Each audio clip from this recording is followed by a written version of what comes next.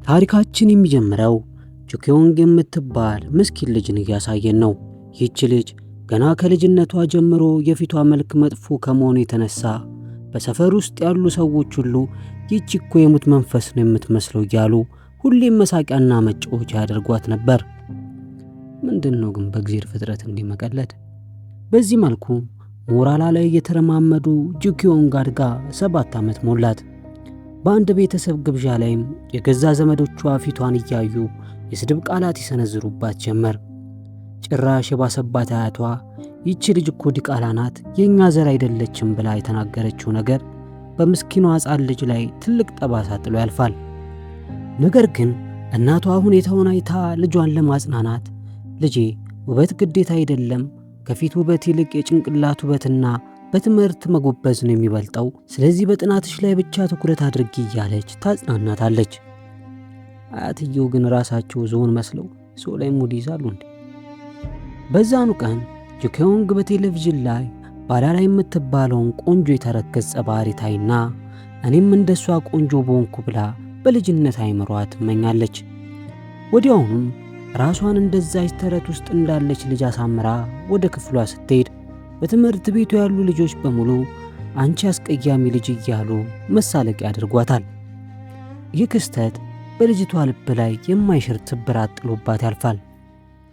ከዚያም ታሪካችን ጊዜው ነግዶ ከ10 ዓመት በኋላ ያመጣናል። ጁኪዮንግ አሁን ትልቅ የአስኩል ተማሪ ሆናለች። ነገር ግን በፊቷ ላይ ምንም አይነት ለውጥ አልመጣም። ያ ወፍራም ጥቁር ቅንድቧ፣ ረጅም የፈረስ ጭራ የመሰለ ጸጉሯና የድሮ መልኳ ነው። ያው ጸጉሯ ግን እኮ ከኛ ይሻላል መቼ።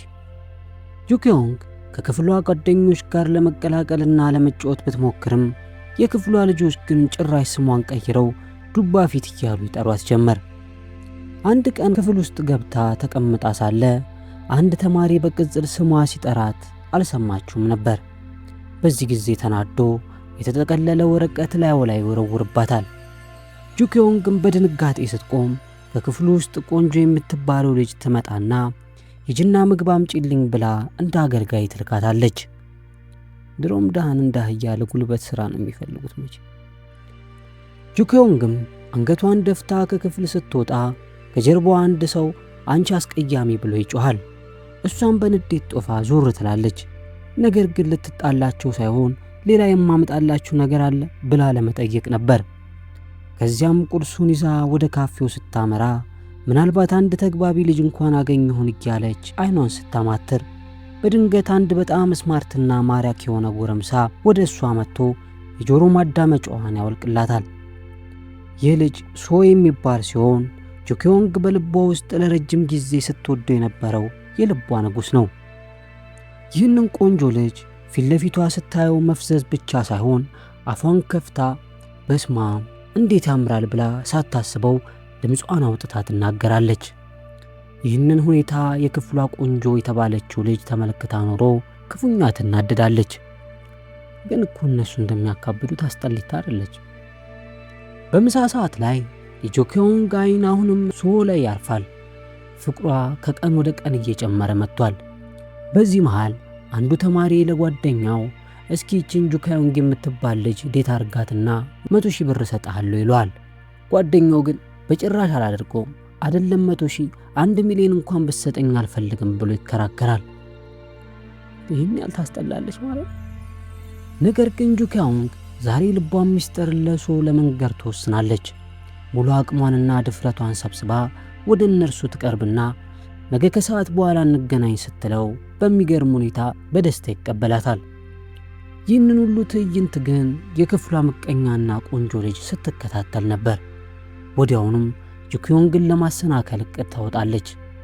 ከምሳ በኋላም በቀጥታ ወደ ሶ ትሄድና የጁኪዮንግን አይነት አስቀያሚ ልጅ አንተን ለመሰለ ቆንጆ አይመጥንም እያለች በሶ ፊት ስታዋርደው ሶሆም ወዲያውኑ ሐሳቡን ቀይሮ እኔ እኮ ዝም ብዬ አዝኜላት ነው እሺ ያልኳት ይላታል።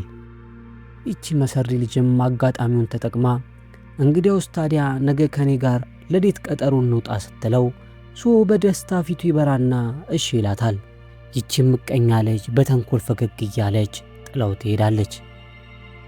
አረ የተንኮል አቀማመር። ማታ ላይ ጁካዮንግ ወደ ቤቷ ስትመለስ የተሰራባትን የተንኮል ሴራ ስላላወቀች በፍቅር ስሜት አብዳ ቀጥታ ወደ ኩሽናዋ ትገባና ለምትወደው ሶሆ ልዩ የፍቅር ምሳ ለማዘጋጀት ለሰዓታት ትደክማለች። በመጨረሻም እጅግ የሚያምር ጣፋጮችን አዘጋጅታ ትጨርሳለች። በዚያኑ ምሽት አልጋዋ ላይ ተኝታ ነገ ስለምታቀርበው የፍቅር ጥያቄና ስለሚጠብቃት ደስታ በህልም ዓለሟ ስትዋኝ ታድራለች። ምስኪን መብላቷን ሳታውቅ እጇን ታጠበች እንዳይሆንባች። በማግስቱ በባስ ወደ ትምህርት ቤቷ እየሄደች ሳለ መኪናው በድንገት ፍሬን ሲይዝ ሳታስበው ከአንዱ የክፍሏ ልጅ ጭን ላይ ትወድቃለች። ያ ልጅ ግን በንቀት ገፍትሮ ይጥላታል። ከዚህም በኋላ ትምህርት ቤት ደርሰው ወደ ክፍሏ ገብታ ልትቀመጥ ስትል ያቺ ተንኮለኛ ልጅ ወደ እሷ ትመጣለች። ጁኪዮንግም ምንም ነገር ሳትናገር ራሷ ተነስታ ለልጅቷ እንደለመደችው የምታዛትን ነገር ልታመጣላት ትወጣለች። እሷ ከክፍል እንደወጣች ግን የዚች መሰሪ ልጅ ጓደኞች ጁኪዮንግ ለሰዓታት የደከመችበትን የፍቅር ስጦታ ከፍተው ሙሉ በሙሉ ያበላሹባታል። ከዚያም ከሰዓት በኋላ ቀጠሯቸው ሲደርስ ጁኪዮንግ በመጨረሻ ድፍረቷን አሰባስባ ያንን የተበላሸ ስጦታ ይዛ ሱሁ ፊት ትቆማለች። ከዚያም ለረጅም ጊዜ በልቧ የደበቀችውን ፍቅር ትገልጽለታለች። ነገር ግን ያልተጠበቀ ዱብዳ ነበር የወረደባት።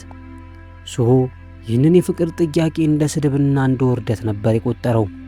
ወዲያውኑም እጅግ በጣም አስቀያሚ የሆኑ የስድብ ቃላትን እየሰደበ ያንን ለሰዓታት የደከመችበትን ስጦታ መሬት ላይ ፈጥፍጦ ይጥለዋል። ባፈቀርኩ እጄን ተነከስኩ ይላል ነው። በዚህ ጊዜ ሌሎች የክፍሏ ልጆች ውርደቷን ለማየት ስጋ እንዳየ ጥንባንሳ ይሰባሰባሉ። ስልኮቻቸውንም አውጥተው የምስኪኗን ልጅ የውርደት ትዕይንት በቪዲዮ መቅረጽ ይጀምራሉ። ጁኪዮንግ በካሜራዎቹ ፊት በተስፋ መቁረጥ ስሜት ስታለቅስ ወንዶቹ ተማሪዎች የሚመጡና በኃይል ገፍትረው መሬት ላይ ጥሏታል። አይኖቿም በእንባ ተሞልተው ለምንድን ነው እንዲህ የምታሰቃዩኝ? እኔ ምን በደልኳችሁ? ብላ በምሬት ስትጠይቃቸው ያቺ መሰሪ ልጅ አይኗን እያየች ምክንያቱም አንቺ አስቀያሚ ነሽ፣ ጥፋትሽ አስቀያሚ መሆንሽ ብቻ ነው ትላታለች።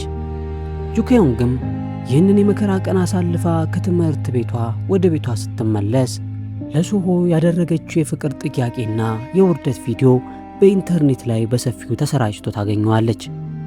በቪዲዮ ስር ያሉ ሰዎች ሁሉ ይህች እኮ የዓለማችን አስቀያሚ ልጅ ናት፣ እንዲህ አይነት ፊት ይዛ የፍቅር ጥያቄ ታቀርባለች እንዴ እያሉ ሲሳለቁባት ትመለከታለች። ጁኪዮንግም በክፍል ጓደኞቿ የሚላክላትን ልብ ሰባሪና አሳዛኝ መልእክቶች ስታነብ እንባዋን መግታት ያቅታታል። በውስጧም በከፍተኛ ቁጭት እየተቃጠለች ለመሆኑ በዚህ ምድር ላይ መልከኛ ለመሆን ወንጀል ነው እንዴ ያለች በምሬት ታስብ ጀመር። እነዚያ ጨካኝ የክፍል ጓደኞቿ ቆንጆ ካልሆንሽ ቢያንስ የራስሽን ልክ ማወቅ ነበረብሽ፣ አንቺ ግን አቅምሽን አታውቂም እያሉ ፊቷ ላይ ያፌዙባት የነበረው ስድባቸው በአይምሮዋ ላይ እየተመላለሰ ያናውዛት ጀመር። ከዚያም በሽንት ቤት ውስጥ ተደብቃ ነገ ጠዋት ወደ ትምህርት ቤት ብሄድ ተማሪዎቹ በሙሉ እንደገና ጣታቸውን እየቀሰሩ እያሾፉ ሊስቁብኝ ነው ብላ ታስብና ፍርሃቱ ከአቅሟ በላይ ይሆንባታል። በዚህ ሰፊ ምድር ላይ ማንም የሚወዳትና የሚፈልጋት ሰው እንደሌለ ስለተሰማት እዚያው ሽንት ቤት ውስጥ ሆና አንድ በጣም አደገኛና አስፈሪ ውሳኔን ለመወሰን ትገደዳለች። ወዲያውኑ ወደ ሊፍቱ ውስጥ ትገባና ያንን የተሰበረ መነጽሯን አድርጋ ቀጥታ ወደ ሕንፃው ጣሪያ ላይ ትወጣለች። ከዚያም ወደ ጣሪያው ጫፍ ስትጠጋ ፊት ለፊቷ ያለውን አንድ በጣም መልከኛና ቆንጆ ወንድ አርቲስት ያለበትን ትልቅ የማስታወቂያ ሰሌዳ ትመለከታለች።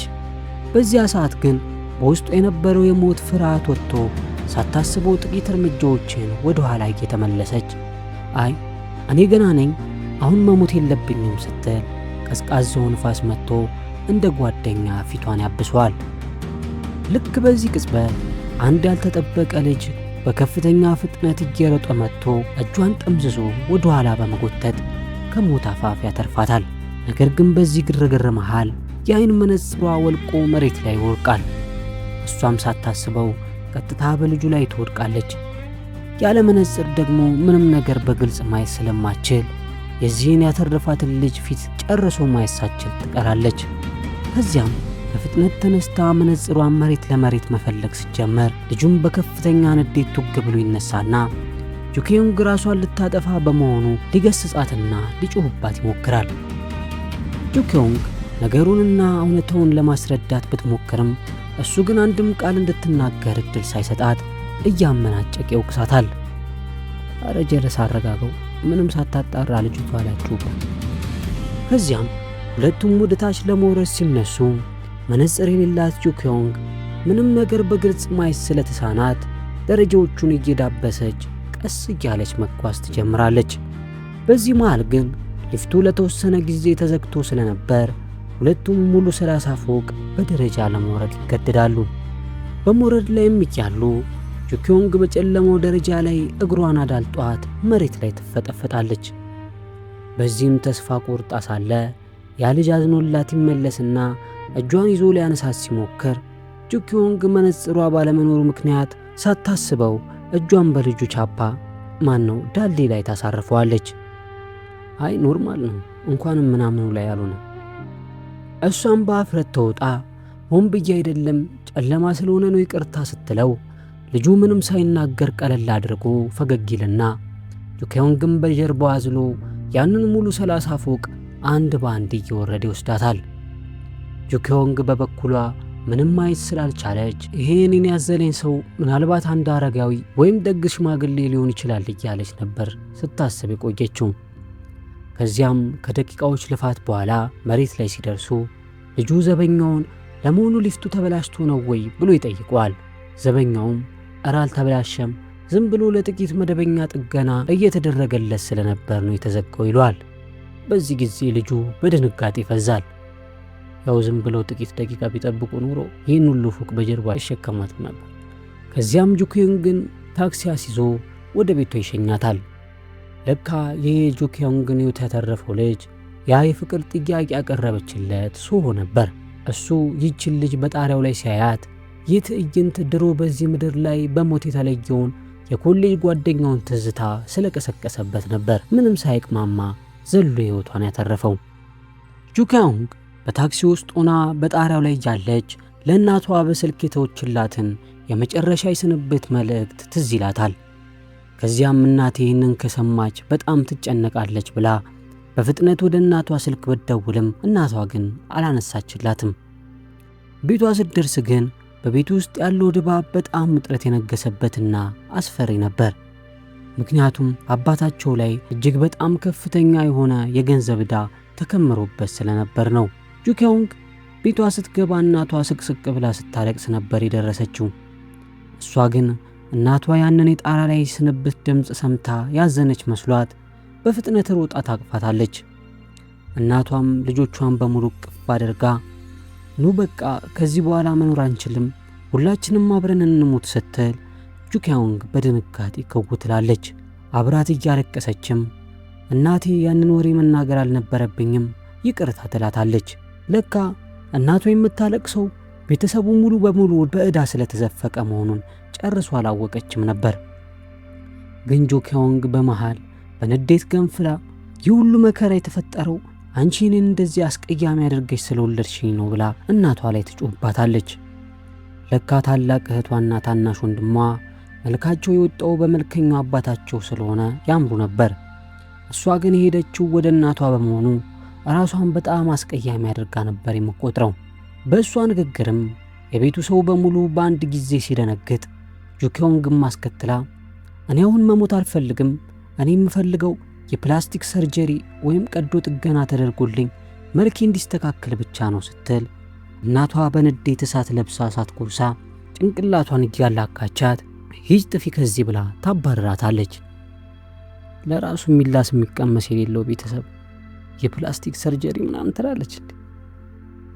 ጁኪዮንግም በዚህ ውጥረት መሃል ሆና ስልኳን ስትጎረጎር ኢንተርኔት ላይ አንድ የማታውቀው ሰው ሜካፕ እንዴት እንደሚሰራ የሚያሳይ ቪዲዮ ይልክላታል። ጁኪዮንግም ቪዲዮውን ከፍታ ከሜካፕ በፊትና ከሜካፕ በኋላ ያለውን የተጠቃሚዎችን አስገራሚ የፊት ለውጥ ስትመለከት በአድናቆት አፏን ከፍታ ትቀራለች። ለካ መልክም በሜካፕ እንዲህ መቀየር ይቻላል ብላ ተስፋ በመሰነቅ በማግስቱ ጠዋት ለመጀመሪያ ጊዜ በራሷ መንገድ ሜካፕ ለመቀባት ብትሞክርም ግን ሜካፑ በጣም ከመበላሸቱ የተነሳ የገዛ ቤተሰቦቿ ራሱ ሊያውቋት በማይችሉበት ደረጃ ላይ ደርሳና የወፍጮ ቤት ሰራተኛ መስላ ነበር ወደ ትምህርት ቤት ሄደችው።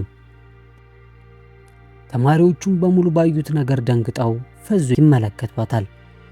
ያቺ ሁሌም የምታንቋሻትና የምታዋረዳት ቆንጆ ልጅም ለተወሰነ ሰከንድ በድንጋጤ ክው ብላ ብታያትም ወዲያው ግን ክፍሉ አንድ ጊዜ በሳቅ ይፈነዳል። ብዙ ተማሪዎችም ስልካቸውን አውጥተው ቪዲዮ ሊቀርጿትና ሊያሾፉባት ሲረባረቡ ጁኪዮንግ እንደገና የሰው መሳለቂያና መሳቂያ መሆኗ ገብቷት ልቧ ክፉኛ ይሰበራል። ምነው አንቺስ እናቴ እንደዚህ ቫምፓየር እስክትመስይ ድረስ። በዚያኑ ምሽት ወደ ቤቷ ስትመለስ እናቷ በየቦታው እየደወለች ብር ለመበደር ስትለምን ትደርሳለች። እናቷም ስልኩን ጨርሳ ወደ ክፍሏ ልትሄድ ስትል ጁኪዮንግን ከበስተጀርባዋ እናቴ ብላ ስትጠራት እናቷም በድንጋጤ ጩኸቷን ትለቋለች። ከዚያም በንዴት ቱግ ብላ እንዴት ራስሽን የሞት መንፈስ አስመስለሽ ትሄጃለሽ? ሂጂ መጀመሪያ ፊትሽን ታጠቢ ብላ ትጮህባታለች። ጁኪዮንግም ዛሬ ሙሉ ቀን በትምህርት ቤቷ ምን ያህል ስትዋረድና ስትሰደብ እንደዋለች ታስብና ወደ እናቷ ተጠግታ እጇን አጥብቃ በመያዝ እባክሽን እናቴ ትምህርት ቤት ብቻ ቀይሪልኝ፣ ሌላ ምንም ነገር አልፈልግም ብላ የምሬት ለቅሶን ታለቅሳለች። እናቷም ነገሩን በጥንቃቄ አስባ አዎ ልጄ እኔም እያሰብኩት ነበር የሚል ያልተጠበቀ ምላሽ ትሰጣታለች። ግን እናቷ ለሷ አስባላት ሳይሆን የጁኪዮንግ አባት በከባድ ዕዳ ውስጥ ስለተዘፈቀ ብቻ ቤታቸውን ሸጠው ሌላ ሰፈር መሄድ ግድ ስለሆነባቸው ነበር።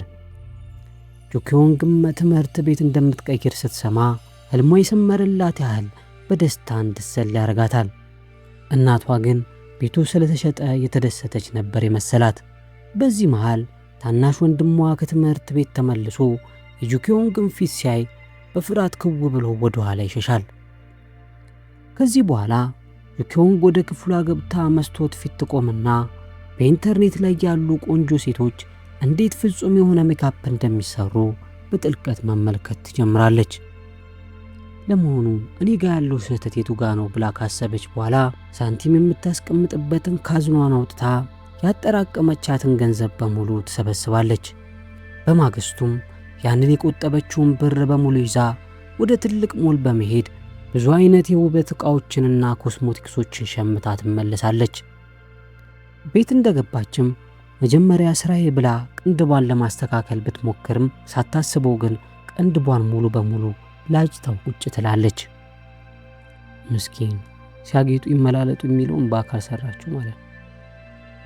ግን ተስፋ ሳትቆርጥ ምንም አይደለም ድሮም በእስክሪብቶ መሳል ፈልግ ነበር ብላ ራሷን ታጽናናና ሌሊቱን ሙሉ አይኗን ስትኩል ቅንድብ ስትስልና ሊፕስቲክ ስትቀባ ታድራለች።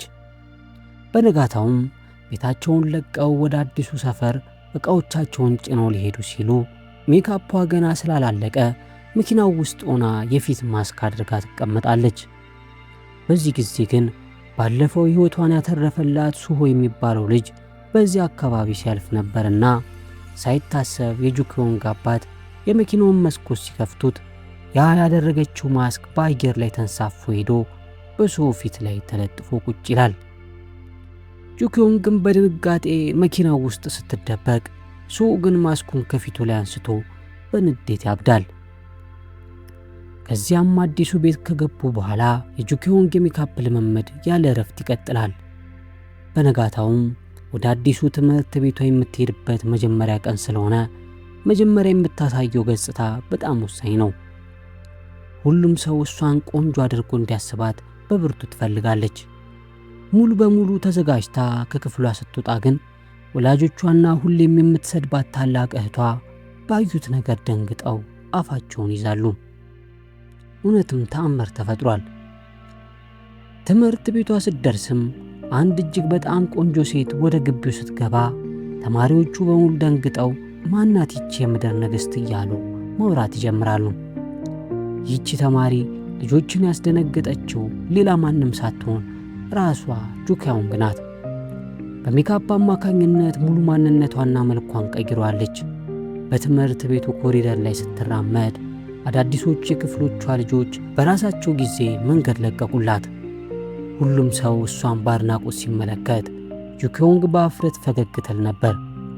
አንዳንድ ተማሪዎችማ እሷን በማየት ድንጋጤ መጠጣት የጀመሩትን ወተት ራሱ ካፋቸው ይዝረከረክ ነበር። ከዚያም ጁኪዮንግ አዲስ ተማሪ መሆኗን ልታሳውቅ ወደ ዋናው ቢሮ ስትገባ በጣፋጭ ፈገግታዋና በውበቷ ምክንያት መምህራኑ በሙሉ በታላቅ ክብርና ትህትና ይቀበሏታል። በዚህ መሃል ርዕሰ መምህሩ ይመጡና እንዲህ ያለች ቆንጆ ልጅማ ውጤቷን በጣም ከፍተኛ መሆን አለበት ብለው ካርዷን ይመለከቱታል። ግን ባዩት ነገር በጣም ይደነግጣሉ። ምክንያቱም ጁኪዮንግ በሁሉም ትምህርት የመጨረሻ ጨዋ ደካማ ነበረች። መምህራኑም በሙሉ ለተወሰነ ሰከንድ ግራ ተጋብቶ ሳለ ሁኔታውን ለማለሳለስ ሲሉ ምንም አይደለም ልጄ፣ ዋናው ነገር ጥሩ ጸባይ መኖሩ ብቻ ነው እያሉ ሊያጽናኗት ይሞክራሉ። በዚህ መሃል ያ ባለፈው ሕይወቷን ያተረፈላት ሱሆ ወደ ቢሮ ዘልቆ ይገባል። ጁኪዮንግ እሱን ስታየው በልቧ ዋው እንዴት ነው የሚያምረው ብላ ትደመማለች። ሱሆ ሪፖርቱን ለመምህሩ ሲሰጥ ጁኪዮንግ ድምፁን ሰምታ ወዲያውኑ ነበር ያወቀችው። ግን ከሁለት ቀን በፊት ሕይወቷን ያተረፈላት ልጅ እሱ መሆኑን ፈጽሞ አልጠረጠረችም። ሱሆም ቢሆን በሜካፕ ራሷን ሙሉ በሙሉ ስለቀየረች ሊያውቃት አልቻለም ነበር። ከዚያም ከቢሮ ወጥቶ ሊሄድ ሲል መምህሩ ጠርተውት እስኪ ይችን ልጅ ወደ ክፍሉ አድርሳት ብለው ያዙታል። ከዚያም በታዘዘው መሰረት ወደ ክፍሏ እየወሰዳት ሳለ ባልተጠበቀ ክስተት አንዲት የትምህርት ቤቱ ልጅ በድንገት ወደ ሱሆ ትመጣና የፍቅር ጥያቄን ታቀርብለታለች። በዚህ ድንገተኛ መብረቅ የመሰለም ሁኔታ ሱሆ ደንግጦ ባለበት ሲቆም ከጎኑ የነበረችው ጁኪዮንግ ሳታስበው ከጀርባው ጋር ሄዳ ትላተማለች። በዚህ አሳዛኝ አጋጣሚም የፊቷ ሜካፕ ሙሉ በሙሉ በሱሆ ዩኒፎርም ላይ ተለጥፎ ይቆሽሻል። ሱሆ ከዛች ልጅ ጋር ፊት ለፊት እየተነጋገረ ባለበት ሰዓት ጁኪዮንግ ነገሩን ለማስተካከል በትንፋሿ በልብሱ ላይ ያለውን ሜካፕ ለማጽዳት ትፍጨረጨራለች። ነገር ግን ሱሆ ያችን ልጅ የሰጠችውን ስጦታ በንቀት መልሶላት ጥሏት ይሄዳል። ጁኪዮንግም የልጁ ዩኒፎርም መቆሸሽ ሳይሆን ሜካፕ የተበላሸብኝ ወይስ አልተበላሸብኝም እያለች መጨነቅ ትጀምራለች። ግን ሱሆ ወደ ክፍሉ እንደገባ አንዱ የክፍሉ ተማሪ ሸሚዙ መቆሸሹን ይነግሯል። ሱሆም ሸሚዙን አውልቆ ሲመለከተው ወዲያውኑ የዛች ጁኪዮንግ ሥራ መሆኑን ይረዳል። በዚያው ቅጽበት ጁኪዮንግ ከክፍሉ ውጭ ቆማ ፊቷን በሜካፕ እንደገና እያደሰች ሳለ ሱሆ በንዴት ትግ ብሎ ወደ እሷ ይመጣና የቆሸሸውን ሸሚዝ ፊቷ ላይ ወርውሮባት ይሄዳል። ከዚያም ወደ ጁኪዮንግ ስንመለስ መምህሯ ወደ ክፍሉ ተማሪዎች መጥተው አዲሷን ተማሪ ራሷን እንድታስተዋውቅ እድሉን ይሰጧታል። በዚህ ሰዓት ሜካፑ የፈጠረላትን በራስ መተማመን ተጠቅማ ራሷን ለማስተዋወቅ ትወጣለች። በትምህርት ቤቱ ታይቶ የማይታወቅ ቁንጅናን ይዛ በመውጣቷ የክፍሉ ተማሪዎች በሙሉ አብደው በደስታ ይጮኻሉ። ወንዶቹማ አይናቸው ሊወጣ ምንም አልቀረውም። በአንዴ ክፍሉ በጭብጨባ ይናወጣል። ሁሉም ተማሪዎች በልጅቷ ውበት ከሱሆ በስተቀር ፈዞ ይቀራሉ። እሱ መጽሐፉ ላይ እንዳፈጠጠ ቀና ብሎ እንኳን ሳያት በግዴለሽ ነበር ያለፋት። ከዚያም መምህሩ የጁኪዮንግ መቀመጫ ቦታ ከወሰኑላት በኋላ መምህሩ እንደወጡ አዲሶቹ የክፍል ልጆች በሙሉ እንደ ንብ ከበዋት ሊያናግሯት ይመጣሉ። ከመካከላቸው አንዷም በአድናቆት እየተመለከተቻት ለመሆኑ እንዲህ ከንፈርሽ የሚያምረው ምን አይነት ሊፕስቲክ ብትጠቀሚ ነው ብላ ትጠይቃታለች። ጁኪዮንግም በደስታ ሊፕስቲኳን ከቦርሷ ልታወጣ ስትል ከእጇ አምልጦ መሬት ላይ ይወድቃል። በዚህ ሰዓት ዕቃዋን ለማንሳት ጎንበስ ቀና ስትል አንዲት ለየት ያለችና ግርማ ሞገስ ያላት ቆንጆ ልጅ ከፊቷ ቆማ ታያታለች። አብራት ያለችው ጓደኛዋም ወደ ጁኪዮንግ ዞር ብላ ይህች እኮ ካንግ የምትባለው የትምህርት ቤታችን ንግሥት ነች እያለች ታስተዋውቃታለች። አስከትላም አንቺ ሳትሆኚ አትቀሪም ዙፋኑን የምትወስጂው ትላታለች። ጁኪዮንግም ይህን ስትሰማ በነገሩ ግራ ተጋብታ ትቀራለች። እንደዛ በመልኳ ራሷን ልታጠፋ የነበረች ልጅ እንደዚህ ቀች ስትሆን ማየት የሚገርም ነው። መቼ ሊካፕ ከገን ዕድሜ ይስጥ። ከዚያም በረፍት ሰዓት ጁኪዮንግ ያንን ጠዋት ያበላሸችበትን የሹን ሸሚዝ ለማጠብ ፈጥና ወደ ሽንት ቤት ታመራለች። እዚያም ደርሳ በሳሙና ብታሸው እድፉ ግን በጭራሽ ሊለቅላት አልቻለም። ለካ ያኔ ሸሚዙ ላይ የለጠፈችበት ኮስሞቲክስ ሙሉ በሙሉ ውሃን መቋቋም የሚችል የሜካፕ አይነት ኖሯል። ልክ እንደ ስልክ ወተርፕሩፍ ማለት ነው። እድፉ በሳሙና እንደማይለቀው ዕቃ ተስፋ በመቁረጥ ሸሚዙን ይዛ ወደ ውጭ ትወጣና ሶሆን ይቅርታ እኔው ራሴ ለወንደር ያሳጥቤ ያመጣዋለሁ እያለች ትማጸነዋለች። እሱ ግን እንደለመደው በንቀት አያስፈልግም ዝም ብለሽ ጣዩ ብሎ ጥሏት ይሄዳል። ጁኪያንግ በዚህ ሁኔታ ልቧ ተሰብሮና አዝና ስትመለስ ሳታስበው አንዷ የክፍሏ ልጅ ፈገግ ብላ መታ ነይ አብረን ምሳችንን እንብላ ትላታለች። ጁኪያንግ ግን ድሮ በትምህርት ቤቷ እንደለመደችው ሰዎች የሚጠሯት ለማዘዝ መስሏት እሺ እኔ እጄ ላምጣላችሁ ትላቸዋለች። ጓደኛዋ ግን በመገረም ምን ሆነሽ ነው ሁላችንም ነን አብረን ሄደን የምንበላው ትላታለች።